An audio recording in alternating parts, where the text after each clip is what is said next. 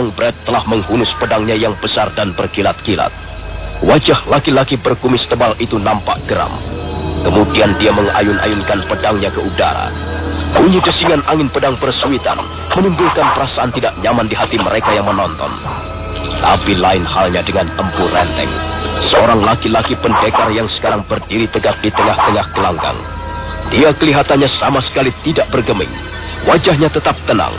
Tapi mendadak wajah itu menjadi tegang dan matanya terpejam. Mulutnya yang tipis dan seringkali kelihatan tersenyum dingin itu berkomat-kamit mengucapkan sesuatu yang kurang jelas terdengar. Dan pada saat berikutnya, secara tiba-tiba, kedua belah telapak kakinya menggenjot bumi sekeras-kerasnya. Yes!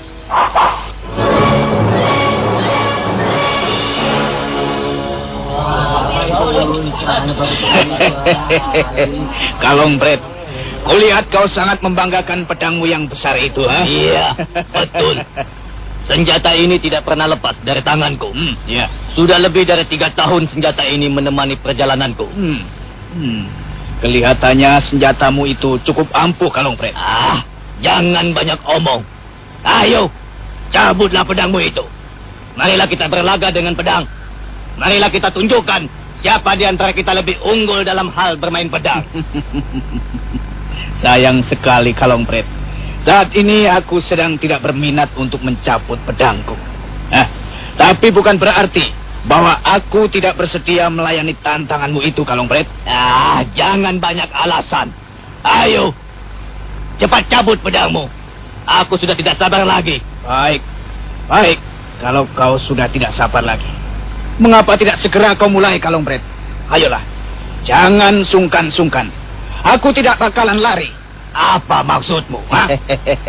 Kalongbret, kalau kau membanggakan pedangmu yang besar itu, pastilah ada sebabnya.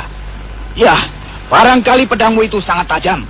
Atau barangkali logam yang digunakan untuk mencetak pedangmu itu sangat keras. Nah, aku ingin menjajal sampai di mana keampuhan senjata pedangmu itu, Kalongbret. Ayo, tepaslah tubuhku ini.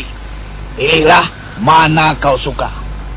Punggung, lengan, atau kau menginginkan bagian yang empuk seperti perut atau leher. Ayolah, Kalongbret, jangan ragu-ragu.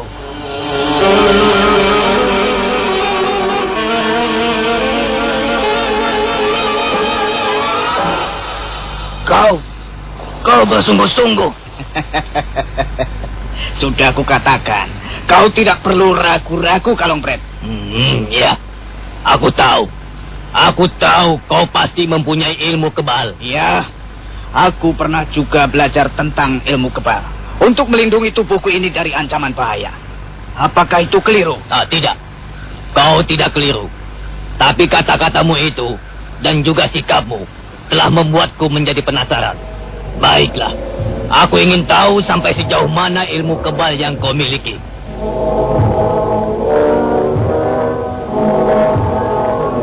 Selesai mengucapkan kata-katanya, Kalongbret melompat mundur. Pedangnya yang besar terayun-ayun di udara. Hati penonton berdebar-debar. Nampak wajah mereka tegang. Tapi mereka juga heran karena melihat Empu Renteng tenang-tenang saja. Wajah laki-laki jangkung itu dingin sekali. Tidak sedikit pun membersihkan rasa takut. Bahkan kemudian dia berkacak pinggang. Ayo, Kalongbret, ayunkan pedangmu. Aku sudah tidak sabar lagi menunggu. Kalongbret kelihatan ragu-ragu sejenak. Tapi kemudian wajahnya berubah menjadi geram sekali. Dan mendadak dia melompat sambil mengayunkan pedangnya yang berkilat-kilat.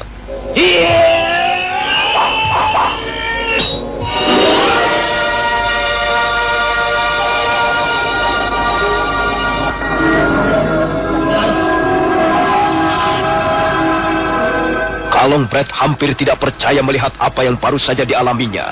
Sepertinya dia sudah mengerahkan seluruh kekuatan yang dimilikinya untuk menebas leher Empu Renteng.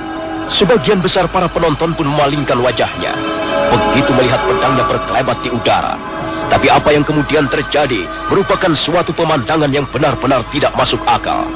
Empu Renteng masih tetap berdiri tegar. Mulutnya masih menyungging senyuman tipis yang dingin. Tidak setetes pun darah keluar dari tubuhnya yang baru saja disabet dengan mata pedang.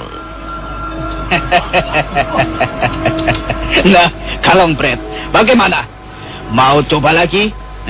Silakan. Barangkali kau masih penasaran. Ayo.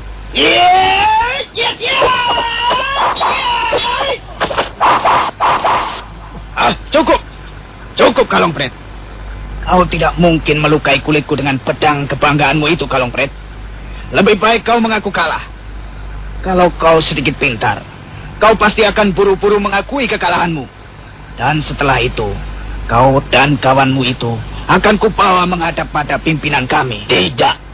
Aku tidak sudi mengaku kalah. Aku hanya akan mengaku kalah jika sudah terkapar menjadi bangkai. Iya, kan?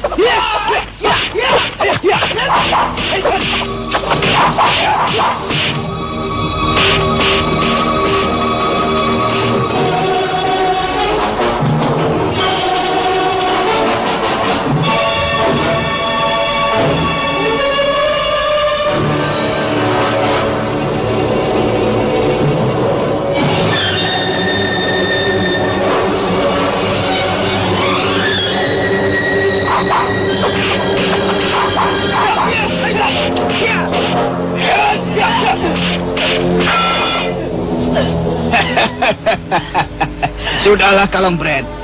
Tidak perlu kau merasa penasaran. Ilmu kepandaianmu memang belum seberapa tingginya. Aku tidak akan meneruskan permainan ini sampai babak terakhir. Dan aku tidak akan menyakitimu. Aku hanya ingin sedikit mendapat keterangan darimu dan juga dari temanmu itu. Ayo, sekarang kalian ikut aku.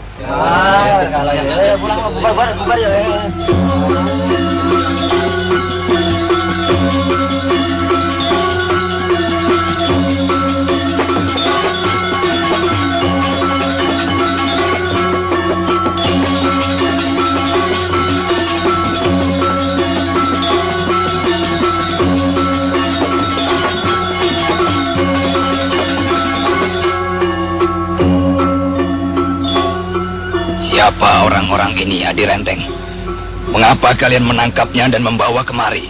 Yang ini bernama Kitalat Baja, Kakang Bacil. Dan temannya itu bernama Kalongpret. Mereka berdua kami tangkap di lapangan dekat pasar Singasari. Iya, mereka berdua mengaku sebagai dua orang pendekar, Kakang Baja. Dan mereka memang sedikit mempunyai kemampuan dalam hal ulah kanuragan. Kami sudah membuktikannya, Kakang. Begitu. Baiklah.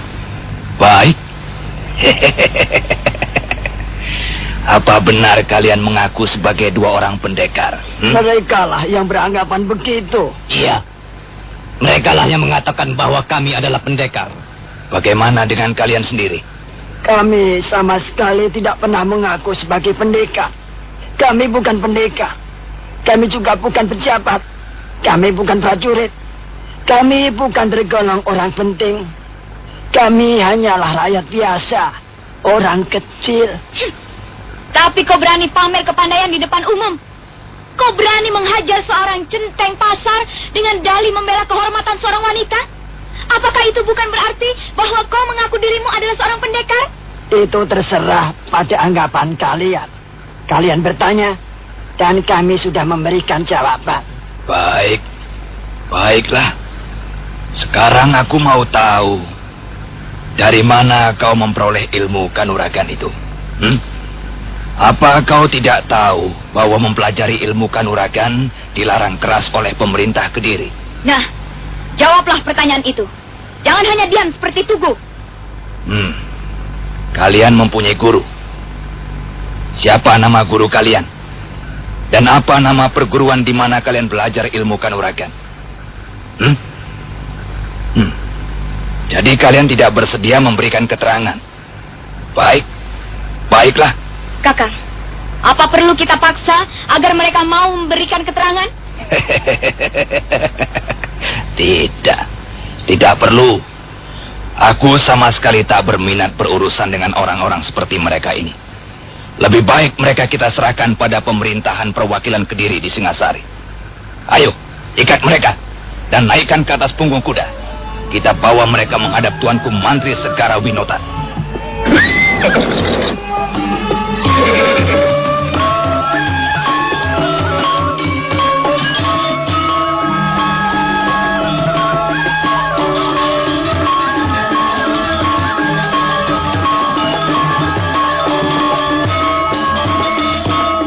beberapa orang prajurit segera melompat begitu mendengar perintah Empu Tong Bajil.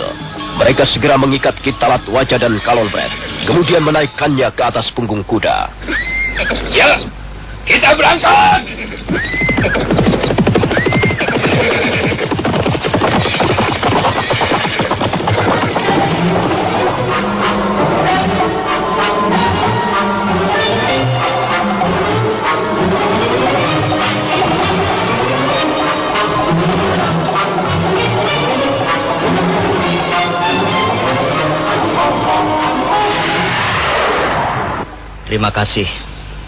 Terima kasih, Kakang Bajil.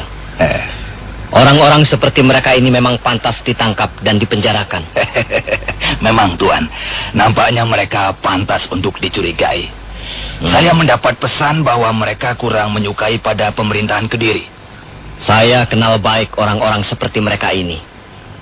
Belum lama prajurit-prajurit saya menangkap sekaligus 24 orang pendekar gelap. Mereka rata-rata berwatak keras dan berani. Sekalipun, ya, nampaknya tidak terpelajar. Tapi karena setidak-tidaknya sikap mereka yang keras dan suka menentang itu bisa menimbulkan kerusuhan dan keresahan di tengah-tengah masyarakat, maka mereka lalu kami penjarakan bersama-sama. Oh, mengapa harus dipenjarakan Tuan Mantri Segara Winotan? Apakah hal itu justru tidak menimbulkan beban bagi keuangan pemerintah Kediri? Sebab bagaimanapun juga mereka tetap harus diberi makan setiap harinya. Menurut pendapat saya, orang-orang seperti mereka ini sebaiknya dibunuh saja. Tuanku Putri Sambi, saya di Istana Singasari ini hanya menjalankan tugas sebagai wakil pemerintahan Kediri yang dipimpin langsung oleh Sang Prabu Jayakatwang. Saya tidak bisa berbuat sesuka hati saya. Kalau menurut Tuan Segara Winotan, bagaimana sikap yang paling baik dan paling tepat untuk menghadapi pendekar-pendekar liar seperti mereka itu? Saya tidak bisa mempunyai pendapat saya sendiri. Tuan Renteng, ketahuilah, saya hanya pejabat daerah.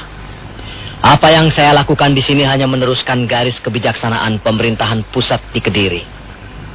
Ya, mengamankan orang-orang liar seperti ini dengan memenjarakannya memang menimbulkan masalah. Sepintas lalu nampaknya memang sebaiknya mereka kita lenyapkan saja. Tapi saya kira Sang Prabu Jayakatwang mempunyai pertimbangan yang lain lagi, Tuan Renteng.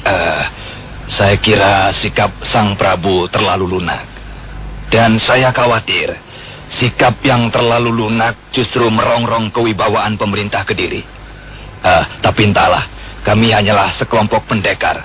Barangkali wawasan kami kurang jauh, Tuan. Ya, wawasan seorang pendekar, sikap seorang pendekar sangat jauh berbeda dengan wawasan dan sikap seorang adikara atau mereka yang berkecimpung dalam hal ketatanegaraan.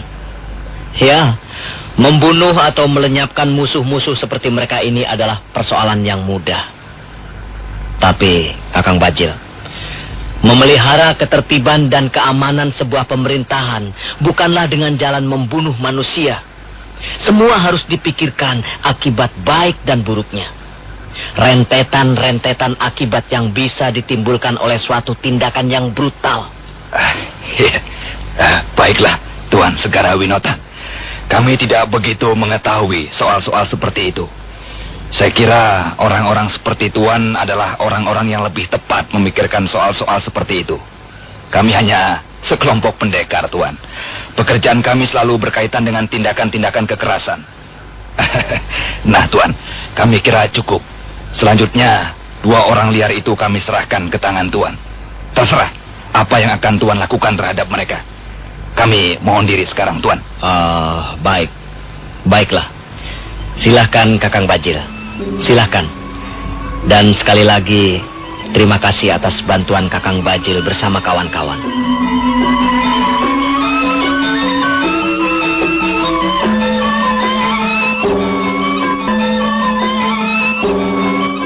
Mengapa berhenti, Tuan? Aku lelah, Sampit. Aku mau istirahat sebentar. Kau tahu di mana kita bisa istirahat dengan nyaman? Mengapa Tuan tidak istirahat saja di pasar Singasari tadi, Tuan?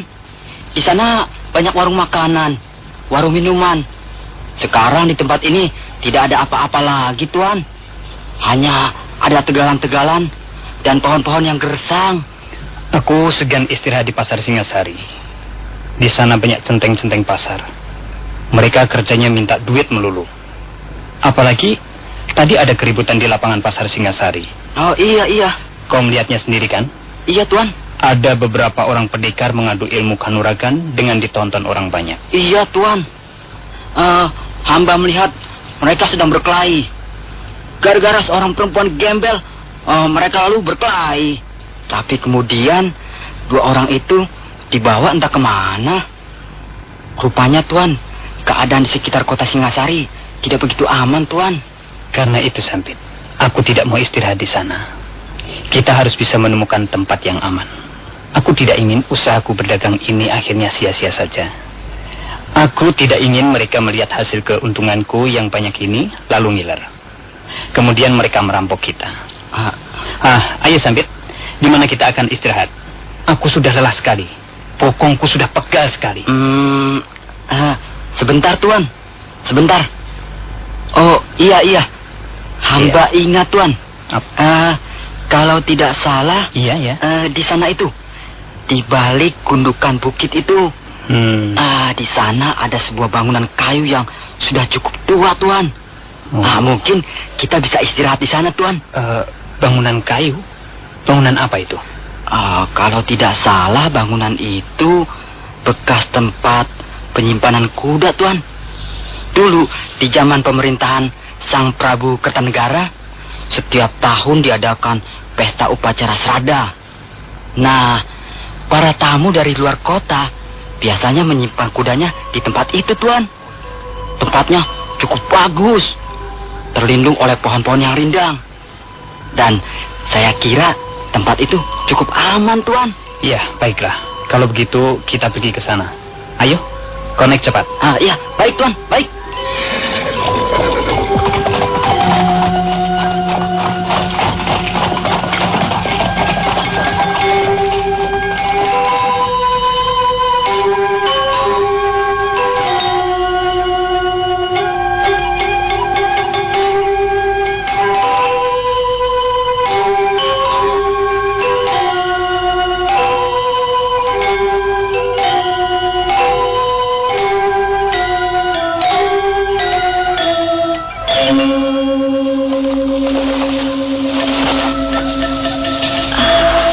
Rupanya aku tertidur. Udaranya sejuk sekali. Tempat ini terasa nyaman sekali. Angin bertiup semilir sehingga aku terlena. Entah berapa lama. Tapi nampaknya hari belum begitu sore. Akan pergi kemana aku sekarang ini? Kemana aku harus menyelamatkan diriku dan bayi yang sekarang kukandung di dalam rahimku ini? Aku seperti mendengar derap kuda di kejauhan. Benar. Dan sepertinya derap kuda itu menuju kemari. Kalau begitu, aku harus bersembunyi. Nah, aku mendapatkan persembunyian yang cukup aman, cukup baik. Mudah-mudahan saja, kalau mereka singgah di tempat ini, mereka tidak akan menemukan aku di sini.